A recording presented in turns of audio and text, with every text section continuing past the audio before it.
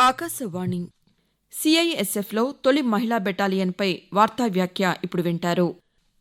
మహిళలకు సాధికారతను కల్పించడంతో పాటు దేశ భద్రతలో వారి పాత్రను పెంచాలన్న ధ్యేయంతో కేంద్ర హోం మంత్రిత్వ శాఖ ఒక ముఖ్య నిర్ణయాన్ని తీసుకుంది. కేంద్రీయ పారిశ్రామిక భద్రతా దళం సెంట్రల్ ఇండస్ట్రియల్ సెక్యూరిటీ ఫోర్స్ సిఐఎస్ఎఫ్లో అందరూ మహిళలే ఉండే ఒక బెటాలియన్ను ఏర్పాటు చేయడానికి కేంద్ర హోంశాఖ ఆమోదం తెలిపింది. కేంద్రీయ సాయుధ పోలీసు దళంలో చేరి దేశానికి సేవ చేయాలని కోరుకునే మహిళలు సిఐఎస్ఎఫ్ను ఎంపిక చేసుకోవడం జరుగుతోంది. ప్రస్తుతం సిఐఎస్ఎఫ్లో 7% పైగా మహిళలు సేవలందిస్తున్నారు. ఇప్పుడు మహిళా బెటాలియన్ను కూడా ఏర్పాటు చేయాలన్న నిర్ణయం సిఐఎస్ఎఫ్లో చేరి మాతృదేశానికి సేవ చేయాలని ఉవ్విళ్లూరుతున్న మరింత మంది యువతులకు ప్రోత్సాహాన్ని అందించనుంది. ఈ నిర్ణయం సిఐఎస్ఎఫ్లో మహిళలకు ఒక కొత్త గుర్తింపును ఇవ్వనుంది. కొత్త బెటాలియన్కు సత్వరం నియామకాలు జరపటం, ఆ సేనాదళానికి అవసరమైన శిక్షణ ఇవ్వటం, బెటాలియన్కు ప్రధాన కేంద్రాన్ని ఏర్పాటు చేయడానికి అనువైన చోటును ఎంపిక చేయటం వంటి సన్నాహాలను సిఐఎస్ఎఫ్ ప్రధాన కేంద్రం ఇప్పటికే మొదలుపెట్టింది. కమాండోలుగా ఉంటూ వీఐపీల భద్రతకు సంబంధించిన విధుల నిర్వహణకు, అంతేకాకుండా విమానాశ్రయాల్లోనూ ఢిల్లీ మెట్రో రైలుకు సంబంధించి ఇలా బహుముఖ భూమికలను నిర్వర్తించడానికి సమర్థత కలిగిన ఒక విశిష్ట బెటాలియన్ను ఏర్పాటు చేయడానికి ప్రత్యేకంగా ఓ శిక్షణా ప్రణాళికను రూపొందిస్తున్నారు.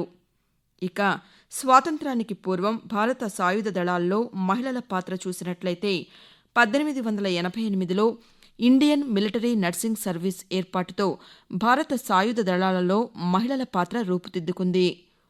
1942లో రెండవ ప్రపంచ యుద్ధం కోసం మహిళా వాలంటీర్లను నియమించుకోవటానికి బ్రిటిష్ రన్ ఇండియన్ ఆర్మీచే స్థాపించబడిన మహిళా సహాయక దళం ఏర్పాటుతో మహిళల పాత్ర మరింత విస్తరించింది. నేతాజీ సుభాష్ చంద్రబోస్ స్థాపించిన ఆజాద్ హింద్ ఫౌజ్లో మహిళా రెజిమెంట్ ఉంది.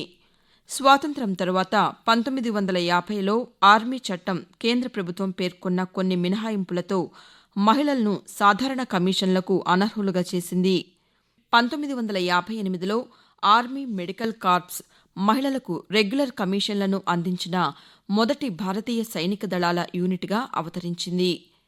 మహిళా ప్రత్యేక ప్రవేశ పథకం WSES ద్వారా భారత సైన్యంలోకి మహిళా అధికారుల ప్రవేశం 1992లో పార్లమెంటరీ వ్యవహారాలపై కేబినెట్ కమిటీ ఆమోదం పొందిన తర్వాత ప్రారంభమైంది.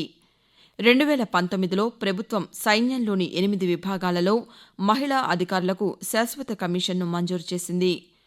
2021లో భారత సైన్యం మహిళలను ఫైటర్ పైలట్లుగా షార్ట్ సర్వీస్ కమిషన్లో చేర్చుకోవడం ప్రారంభించింది. భారత వైమానిక దళం, నౌకాదళం ఇప్పుడు యుద్ధంతో సహా అన్ని విభాగాలలో మహిళలకు అవకాశం కల్పిస్తున్నాయి. 2018లో వైమానిక దళంలో మహిళలకు శాశ్వత కమిషన్ ఇవ్వబడింది. 2019లో భారతదేశానికి మొదటి మహిళా ఫ్లైట్ కమాండర్ లభించింది. ఈ విధంగా సాయుధ దళాల్లో మహిళలు కీలక పాత్ర పోషించడం జరుగుతోంది.